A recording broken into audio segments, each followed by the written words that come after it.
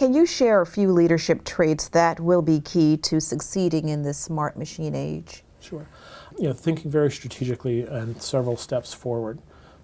That's definitely a key leadership trait.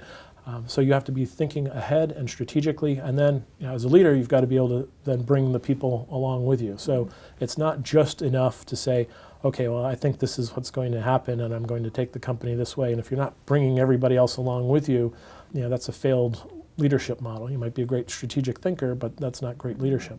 So I think that's an important part. Being able to connect employees to the vision and the mission of the company. Aligning people's values with it to help motivate them. That's definitely a key part. Again, it's something that a lot of companies even now struggle with. The successful ones, people know, why I'm showing up, and it's not because I'm, building X, Y, or Z. It's because I'm, helping something happen. And we see that with, millennials especially are very hungry for that these days.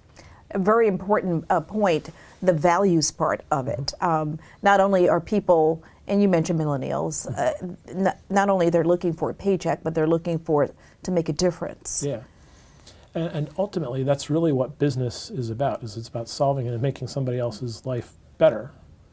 And if we don't think about our businesses that way, and we think about it in terms of cash flow, we're missing the ultimate point of what the business is all about. So if we get back to thinking about, well, why are we doing this? Who are we helping? What's the impact that we're having? And make that, I think, we'll all be better off. Companies will be more successful. The employees will be happier.